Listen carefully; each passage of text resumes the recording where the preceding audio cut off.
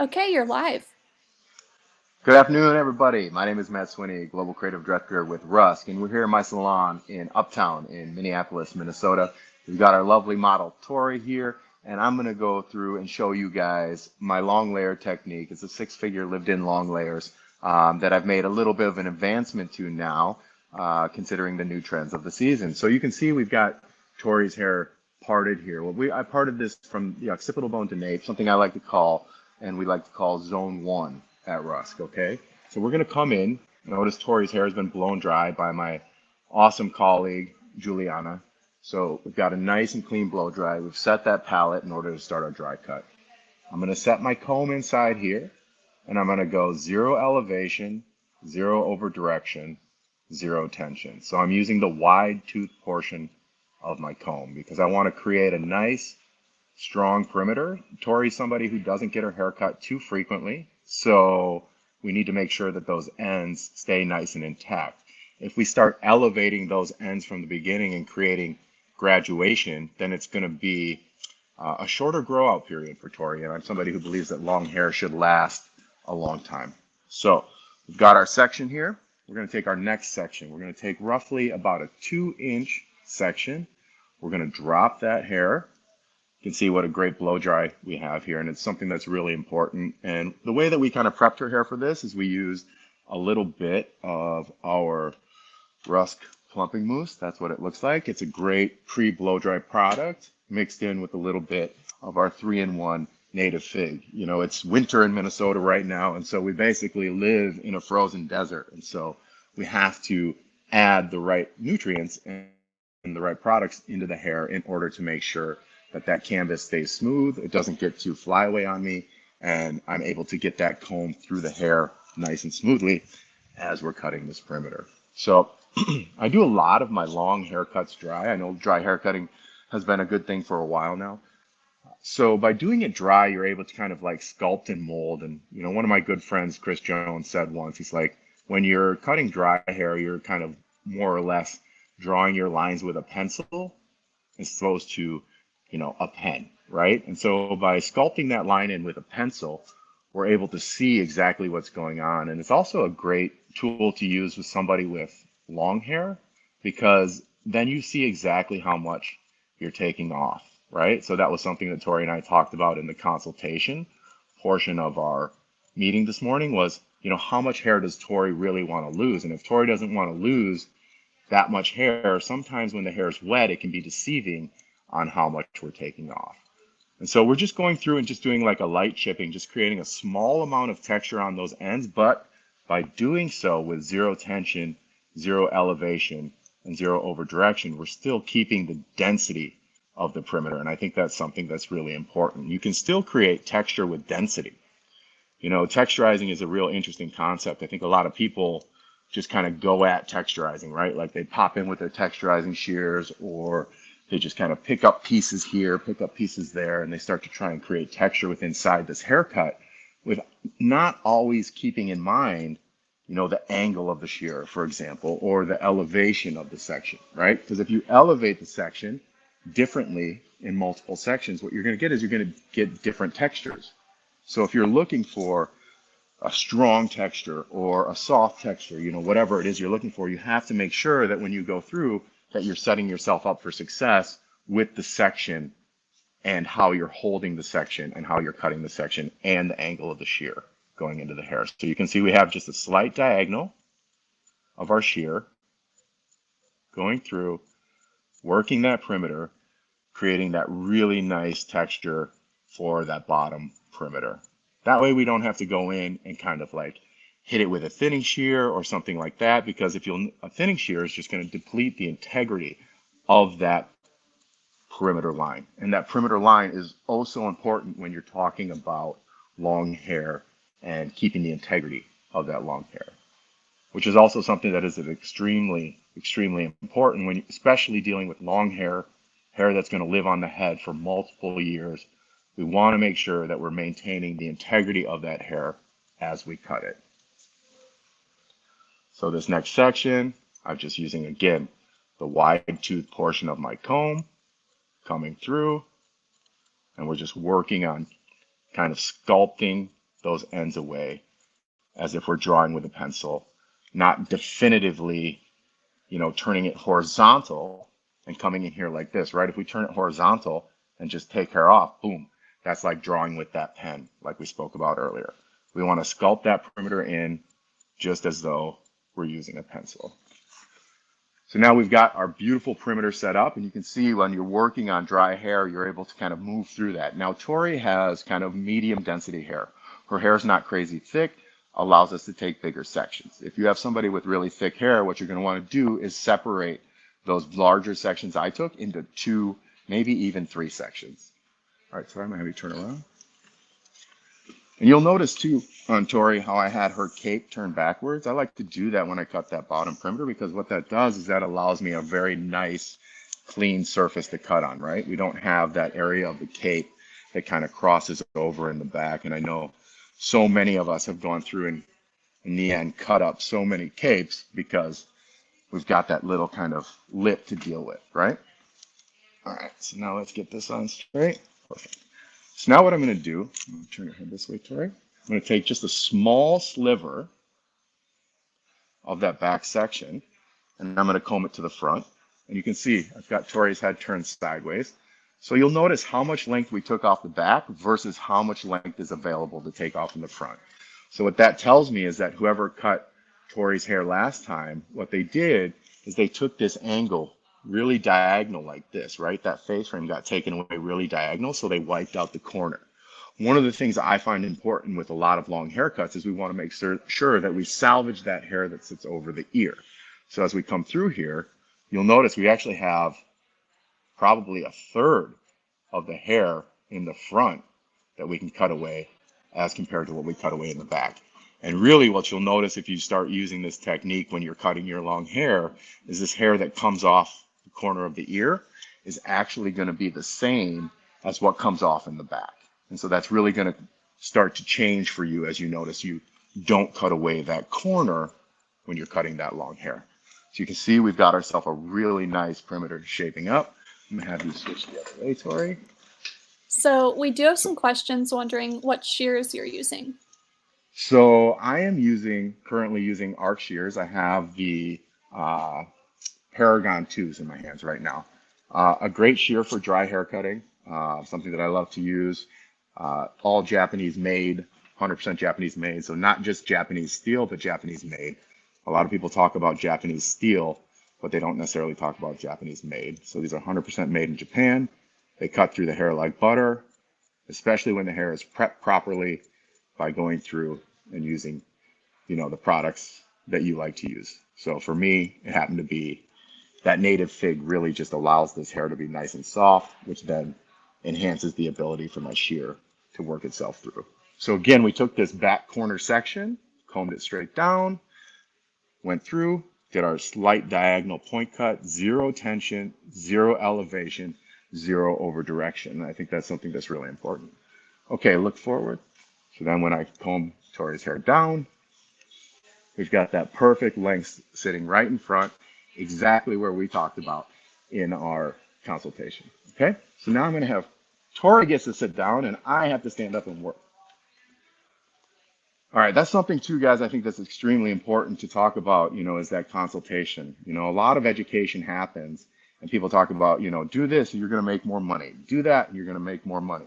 Color hair like I color hair, you'll make more money. Or even, this 6-figure haircut's going to make you more money.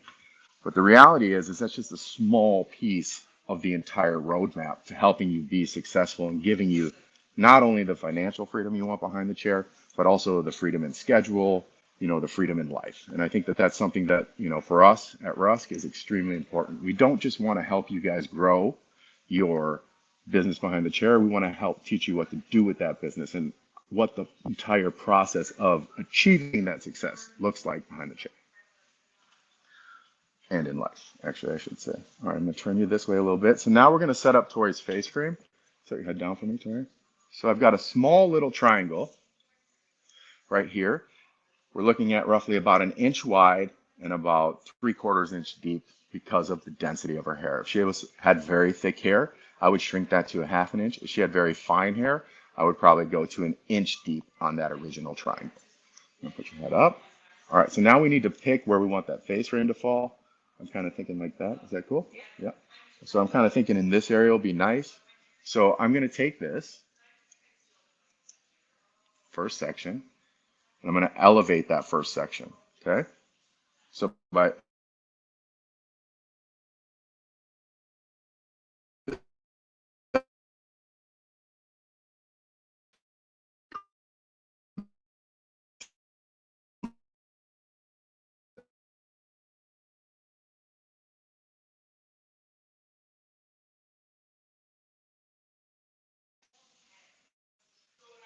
you guys see me now, Rachel? Okay. Yes. Come in. Okay, perfect. It was twirling on my end like a black screen, so I didn't want to go on. All right, so we're coming in and we're using a vertical point cut. So that means when I say vertical point cut, that means that blade is going into the hair almost parallel to the hair. So by doing that, by going in, and then we choose our length into the hair, meaning how deep I'm going. So I took off the original section and now I'm going in roughly about 1 inch deep with a very vertical point cut. What that's going to do is that's going to give me the softest style of cutting I can create. So the more diagonal that shear goes into the hair, the firmer or the stronger the texture.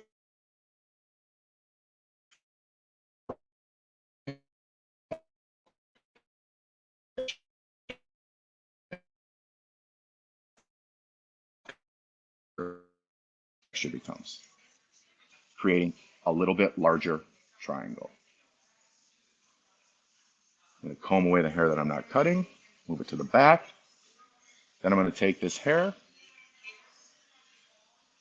I'm going to comb it down to a little bit closer to 0 degrees elevation. So you guys can see that as I'm standing here. I'm going to turn you this way, Tori. Right, so this would be the elevation that we cut the fringe. Now we're bringing this down closer to 0 because we want to have a little bit more density in this area so we can actually go through and texturize it. The softer we start, the less room we have to come in and texturize. So I'm coming in here. I'm going to rest the axis of my shear. The axis of the shear is where the two blades meet, okay? The reason that we're using the axis of the shear is because that's going to be the sharpest part of your shear. So we're going to come in there. Then we're going to work the other side. So the way to work the other side is, for me when I'm cutting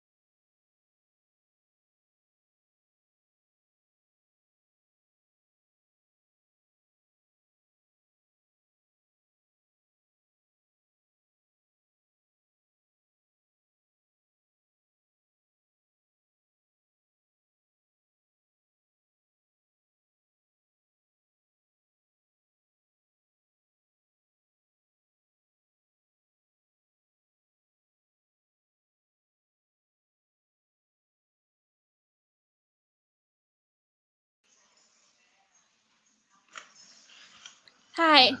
Hey, Is I don't know everything what back happened. on? Yeah, I just went off airplane mode and just put it on because I don't know what's going on, if they're working on the Wi-Fi or something. It was weird. Yeah. Okay, it looks fine now if you want to Okay. continue. Yep. All right, guys, sorry about that. They must be working on the Wi-Fi or something in the building. So as we go through, we're working now on the right side, excuse me, the client's left side. And again, like we spoke about, so I like to work top down. And oftentimes people find themselves working bottom up when they get to the client's left side. So we're going to come through here and we're going to actually make an X with our wrists right here, right? So if we make an X with the wrist, then we can drop the shear super easy. The shear is facing the direction that we want to go. We come in with the axis of that blade, and then we just start to work that section down. And when I turn Tori to the front, you can see we're starting to create this really kind of like perfect little round shape right there. Okay, so bring Tori back here. So our sections with our face frame are going to be extremely vertical. By keeping these sections very vertical, we're able to do what we talked about, and that's not cut off Tori's corner, so that when her hair comes to the front of her head, she still maintains all of her length. So again, we're coming in here, resting the shear. You see the shear points of itself are pointing the ground, going very vertically. So we're able to slide down that section, maintaining maximum length. Next section comes here, sits right in front of the ear. Work that section down. We know that that section is as long as the back. So we want to make sure that that connection doesn't breach into that section. So as I come in here, I've got that guide for my previously cut section. I come in, I make an X. I drop the tip of the shear.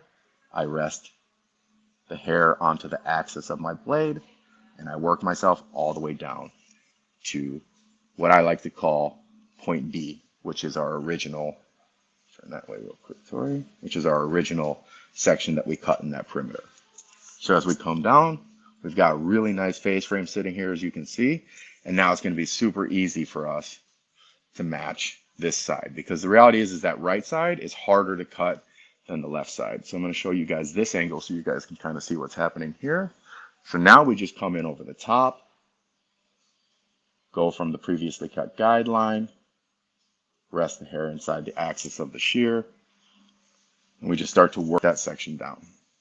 Next section, that section sits directly in front of the ear. So a lot of times, guys, when you take your face frame, you're taking that section all the way behind the ear. We're actually going to stop that section on top or in front of the ear, depending upon hair density.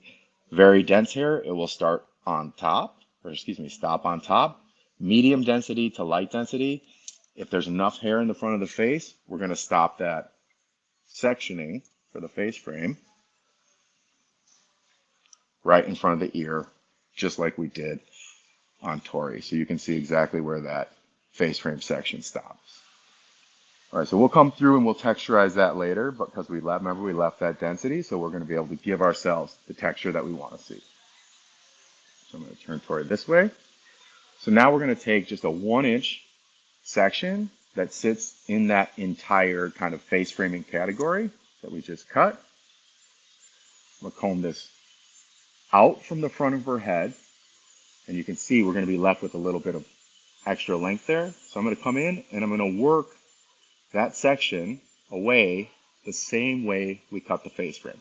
So we're working on the axis of our shear, and it's a slight open and close. So I like to call this axis cutting, right? Or axis texturizing.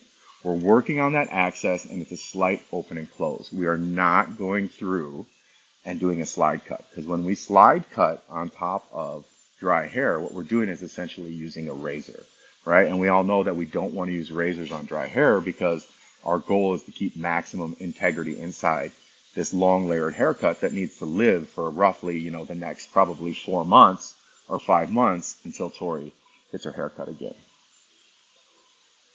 So now we're going to work radial sections, so pie-shaped subsections that come directly off the top of the head, right? So I'm going to comb the hair up, and what you'll have is you'll have a small guide from the perimeter that you cut down here.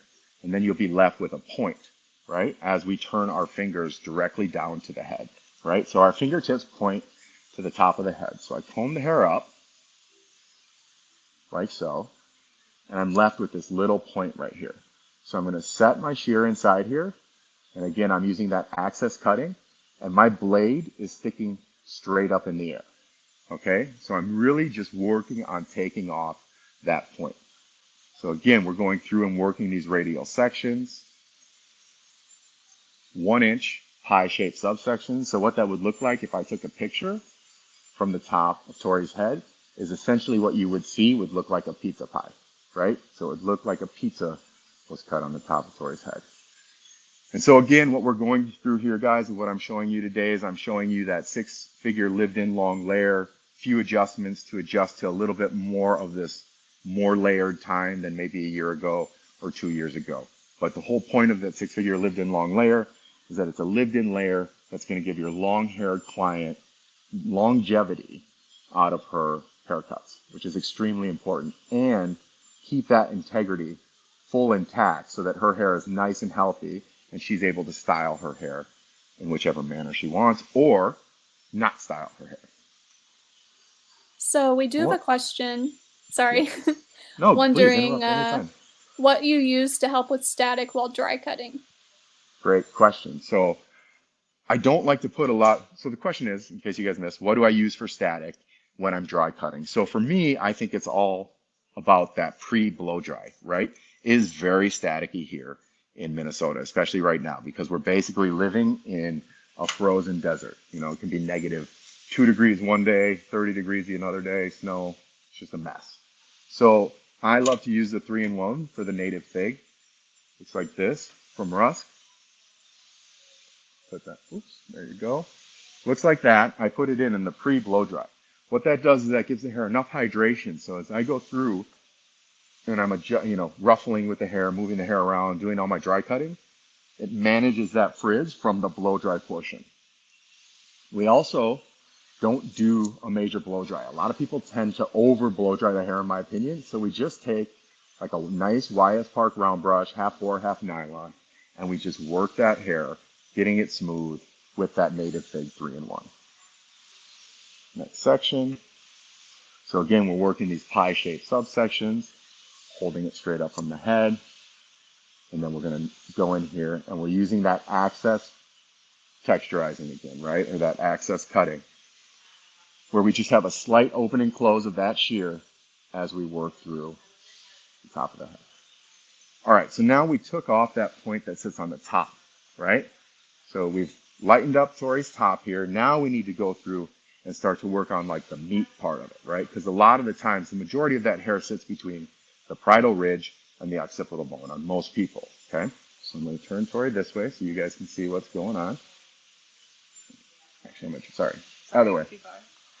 It was my fault, not your fault. Tori's a good little helper here, guys.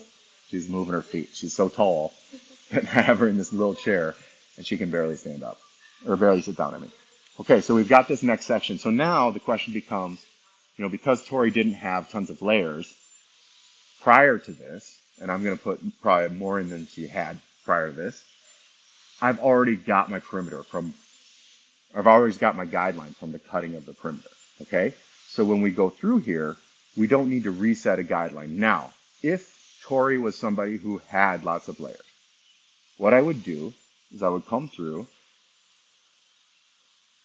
I would take this section, and I would come out here, I would plane my fingers straight to the ground. So my fingers are parallel with the ground, and I would lightly dust the ends, right? I would lightly dust those ends just to clean up that perimeter. Now I'm going to spin you this here. Since we've already done that by cutting this perimeter down here, we don't need to do that. So we're going to come in this area here. We're going to comb this, and again, we're going to take 1-inch sections, and I'm going to do the same thing. I'm going to come in here, I'm going to work that access cutting, and I'm going to work myself from about 2.5 to 3 inches from the perimeter line out to the ends. Now, we talked about this a little bit earlier, guys. The angle of your shear is going to determine how aggressive this becomes. So if my shear is pointing straight up and down like this, and I'm cutting along like that, it's going to be much more aggressive than if I turn the tip of my shear and I start to work with the hair as I go out, okay? So what we're looking for is just this really nice, soft, blended layer that allows Tori to wear her hair in multiple fashions or not style her hair at all. And that's the reality of where we are in the world today. And it's also something that we can gather through that consultation that we have with our clients behind the chair. Everyone's talking about now currently how, our world is changing, right? The hair salon is changing. It's changing for commission-based stylists. It's changing for booth renters. Prices of things are going up, etc. That makes that consultation so much more important if you're planning on raising your prices, because you really need to make sure that we gather the needs of our clients. And through those greater prices we are also required to give a higher level of service. Next section, working these 1-inch sections. And you guys can see in here really how well this native fig works, because we have no static in Tori's hair as we're going through and we're cutting these sections. And so that works out really, really great for us. So we did have a question wondering Yeah. if you start the new section where you ended the last. If I start the new section where I ended the last. So I'll explain this, how I'm doing it again. And then if you still have that question, ask, because I'm not sure I understand the question. But I'm taking 1-inch sections. So each section is its own 1-inch section. The perimeter is my guideline. So every section, I will start my access cutting 2 inches, 3 inches, whatever I decide, from the perimeter. So the perimeter then becomes our guideline, if that makes sense. And so we work these 1-inch sections. So we're going to work this section, comb it straight out from the head. I'm going to rest my shear in here. I'm about 3 inches from that perimeter guideline. And then I just go in and lightly open and close my shears. I like to keep my shears, especially for Tori's style of hair, more parallel with that hair so that I get the softest, most possible layer that I can get. And then we just work ourselves through that way. If that didn't answer your question, please type into the question comments again and maybe just adjust how you're asking it so that I understand it a little bit better. Next section, we're coming through, working our 1-inch sections. And you notice like this is essentially like a full-on just like texturizing haircut, right? So the majority of the internal portion of this haircut is all done via texturizing.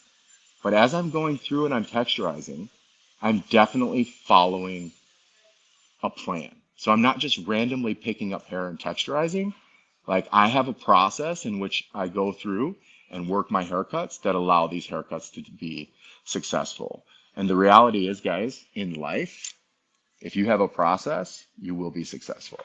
But if you're all over the place, it's going to be a lot harder to be successful. It's the process that allows you, when you're struggling or whatever, to come back to the successful moment of that haircut, right? So you don't find yourself basically saying, oh man, I over texturize her.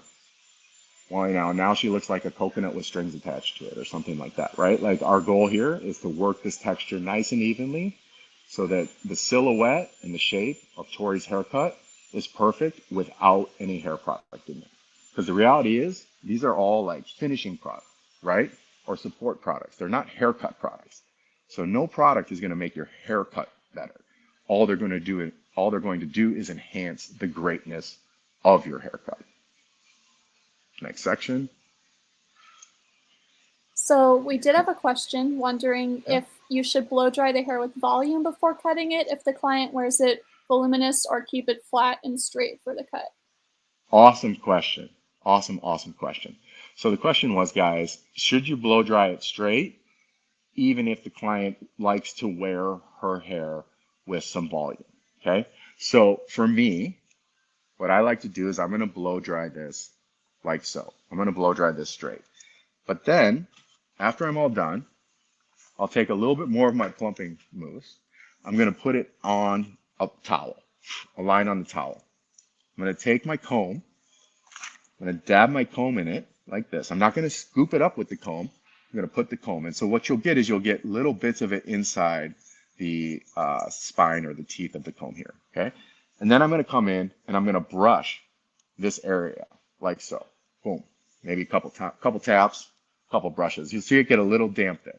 I'm going to take a brown brush at that point and I'm going to get into that root, blow dry it, and give her the lift that she wants, but not until after that haircut is done. Because if you blow dry this with volume, it's going to change the effect of the finish, if that makes sense.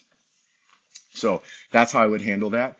Also, a great tip, if you're somebody who likes to use or who does a lot of event styles or updos or anything like that, and somebody comes in with that greasy hair, right, and you don't know what to do, that's another great way to get rid of the greasy hair. So you just dab a little bit of, your favorite mousse. Again, I like to use the Rusk plumping mousse. Just dab that in there, that comb in there, run it over the parts that are a little bit greasy and then give it a nice blow dry, and you'll watch that grease kind of dissipate away, and it'll give you a nice palette to do whatever it is you plan to do for that up style. All right, so I'm going to turn Tori around here. Sit your head up just a little bit, just like that. Okay, so you can see the sectioning now that we've taken on Tori's hair. So we're sitting about 1 inch above the occipital, okay? This is going to be this section that kind of hangs down here. A lot of times what we see is we see these really great layers that happen throughout all here, and then like this chunk of hair that just gets left down here, right? So we don't have continuity all the way down the hair shape, okay? So we got to blend that area in, right? So we're going to take this, another 1 inch section, comb that out, and then we're going to elevate that straight up. So that is actually going to be cut on the same plane that we just cut these pieces. By doing so, we're letting that bottom perimeter fall out, so we're not affecting the line we cut, but we're also coming through and softening above that. So we're still going to have a really nice strong shape down here. We're still going to have that longevity out of the haircut, but we're not going to have layers that don't kind of blend themselves all the way through. In just a minute, guys, I'm going to bring out a girl that works for me. Her name's Bella. She's an amazing new young artist that we have here at the salon. And we used a little bit of some of our new, exciting Ruskin 10 shades. And if you don't know about Ruskin 10 is a full permanent color that can process with a 10-minute processing time. So for us here at our salon, you know, we actually charge hourly behind the chair, right? So the Ruskin 10 has become a great tool for us for keeping our clients' costs down while maximizing that hour time frame and getting immaculate results. Full gray coverage, 10 minutes. Our new shades that are coming out are not only gray focus, which is really exciting. We've got a great 6C and a 6R. We've got an amazing 10S, which ends up being like that beautiful beigey highlight. So if you have somebody who, like Tori, for example, who's got virgin hair, she just wants to get a little bit of a sun-kissed look, we can pop those foils in, process 10 minutes, and boom, they're done. It's just a great way to put a little bit of add-on service to some of the work that you do while maintaining, again, the integrity of this long hair by not going through and having to bleach it out, you know, even though we know that most of our clients in the world today are like bleachaholics, right?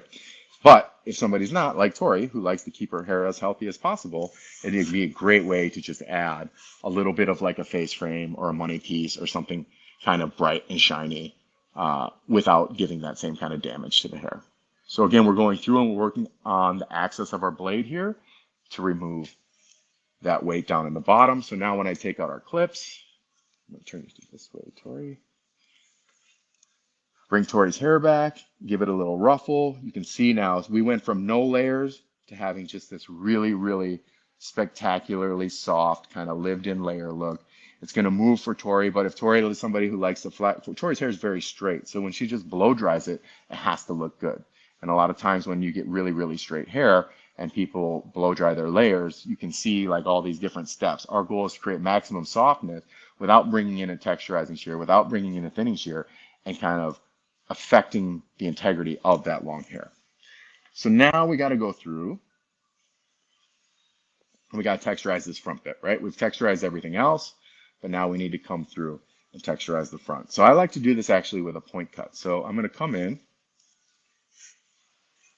I'm going to grab a triangle section, I'm going to comb the hair down, I'm going to fan it out as much as possible, and I'm just going to come in. You can see how that shear just goes through that hair like butter, and I'm just going to create some nice softness in that face frame. My next section here, work myself down to that perimeter, and again, just going to fan that out and just work down the section. And I want to make sure here when I'm doing this, the reason that I like to point cut this and come in here, because you're only allowed so much depth inside that point cut, right? And I feel like this hair on a lot of people is really fragile and typically thinner than the hair that sits in the back. So if we're in here coming down with a slide cut or something from the inside, or even that axis cutting and working ourselves out, we're taking very fragile hair and we're making it more fragile because we're removing so much of that density. So the goal is to keep the look of that beautiful face frame. As we all know, the 90s layers are kind of coming back, right? And that is all about that face frame area right there, keeping it strong. Bella, come in here. As promised, here's Bella. I'm going to have you stand right in front of the camera here, Bella. So this is Bella right here. And so what we did on Bella, if you guys can see, I'm going to give it a little brush. We've got these really, really nice kind of light pieces around the face. So that's a version of our 10S inside there with 30 volume. So the Ruskin 10S. And then, open that up so you guys can really see that. Very nice. And then over the top, we use just our deep shine, and we use the 5CH5 chocolate with a 6A. And we used a demi with that. So that allowed us to get this really, really beautiful, rich brown, which is become very stylish right now, the expensive brunette, mixed in with a little bit of our 10S Ruskin 10 30 volume. So you guys get a little bit of a taste of that. Thank you very much, Bella. So to let you guys know, we have 2 giveaways for this live, one of which is a full set of the new Ruskin 10 tones that we have. That 10S is in there. We've got a 6R, 6 copper. We've got some nice gray coverage tones in there. So a great way for you to come in and kind of play and kind of try out our new Ruskin 10 shades, which is really awesome. The other giveaway for this is an hour-long online education with me. We can go through anything you want to go through. I've been doing this for a while, and I have a lot of information, and I share. There are no secrets that I do not share. So if you want the head sheets for this haircut, all you need to do is DM me on Instagram. It's matt.swinney. If you DM me, I will send you digital head sheets for how we cut this haircut. So you will have it available to you anytime you need.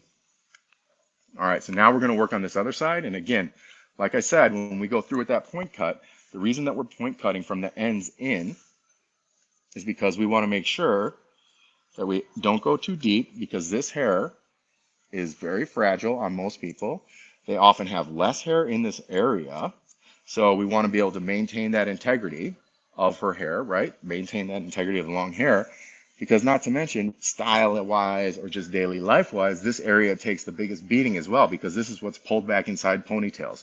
This is what's hit harder with hot tools, because that's the area that your client sees. That's the area that Tori sees. So, you know, when Tori's getting ready to go out on Friday night, that's what she's looking at. And she wants to make sure that that area of her always looks perfect. So it's going to get that extra attention than maybe this area that sits deep inside the back. All right, so now we've gone through, we've set up our entire haircut, and we've gotten Tori into a great place. We've taken off a lot of hair. If you could see the hair on the ground, you'd be very surprised at how much hair is there, but yet how much hair is left. And I think that that's something that's really important to remember when you're behind the chair, especially when dealing with long-haired clients. They are attached to this hair. And so if you end up taking off too much, it's a chance to lose a client for a lifetime. But if you're able to give a long-haired client shape and style with their long hair, but not remove too much, what you'll have then is you will have, you know, a client for life. Real quickly, guys, I'm going to show you. This is what the Ruskin 10 looks like right here. Okay, so this is our new 5NN. Great for great coverage. Processes in 10 minutes. Used with 20 volume. Very important. You need to make sure that the Ruskin 10 is used with 20 volume. Okay, or 30, right? But you just can't use 10. I'm a big 10 volume great coverage guy. However, when I'm using the Ruskin 10, I definitely will move myself into that 20 volume range.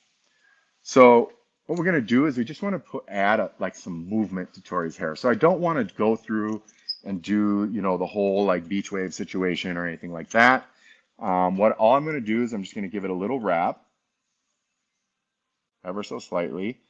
Remember, the goal is just to get movement. I don't want to have Tori's hair to be curly. Then I'm going to come in and I'm going to slide that iron through the bottom of her hair. Okay, so watch it happen again. I think it's really important, guys, that we, you know, finish the ends of the hair, okay? And I think on a lot of people, especially when we do wrap, or a lot of people like to use a wand, things of that nature, they end up wrapping this hair here, but then they leave out the ends, right? For that, you know, quote unquote lived-in look. But the reality is the lived-in look still happens, but you need to have some polish on that end to match the polish that you put on the inside. Okay. So again, we're just taking kind of like angular sections, no rhyme or reason to the section, but we got to make sure that the section is thin enough that it will allow the entire hair to heat up in that process, right? So that hair on the outside doesn't stay cool. So that happens a lot too. People take these really big sections, but the hair on the outside doesn't get as hot as the hair on the inside. So at that point, you're left with some areas that don't kind of wave at all, right? So coming in, and we're just giving those ends a nice little finish to them. So we did have a question wondering what heat protection you would recommend from Rusk. Great. So for me, I find that I get plenty of heat protection inside by using my plumping mousse and then by using that 3-in-1. Like I find at that point that I'm getting plenty of heat protection from these tools because I'm also not blasting my tools at the highest possible, heat level of the tool in and of itself. So Rusk definitely gives you plenty of heat protection in that department. Okay. And that's one of the things I love about our products is that I do feel like I'm always protected from heat as I work myself through my client's hair. So, we do want to, a lot of times we want to just like blast that heat of this curling iron, right? So you can blast it up all the way because we got work to do, right? Our next client's sitting there waiting for us, tapping her toe, wondering what we're doing. Okay. Our goal here is we've got this iron set at about 375. So I can give it a little bit of a set on the iron of that hair. And then again, just grab the ends and work myself down. Okay. Next section. Too, when you guys are styling hair, a lot of people I tend to think overuse product, right? Like, so we use too much product. So it's hard to get the result we're looking for. So it's about choosing the right products for the job, not about just layering multiple products on top of each other and then putting so much product in the hair that the hair doesn't want to do anything anymore or gets crispy, right? Tori's definitely someone, I'm sure at some point today, Tori will have a ponytail. And then I'm sure at another point today, that ponytail will come down and she wants it to still look good. And if we're just blasting Tori's hair with product, it's going to be a lot harder for Tori to move throughout her day.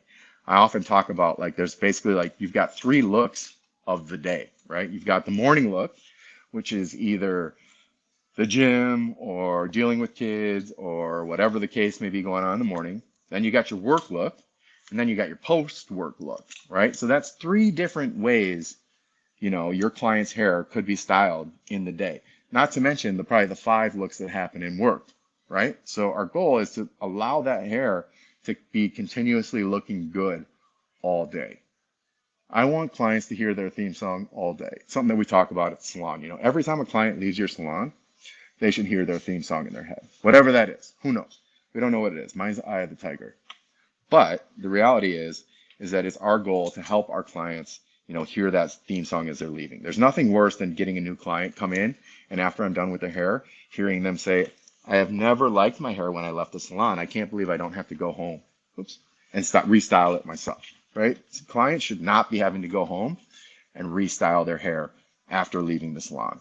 That's why people come to the salon. That's why we do what we do, is to help those clients kind of feel great as they walk out the door. And that part of that comes with what we talk about is that elevation of service that's going to be required out of us, It's great for us to read all these articles and for, everyone to tell us, like, got to raise your prices, things are going up. But what does that entail for you as well? Because you can't raise your prices and continue to give the same level of service, right? So just raising your prices isn't enough. You need to raise the entire process of somebody's visit, inside your salon or inside your studio, whatever the case may be.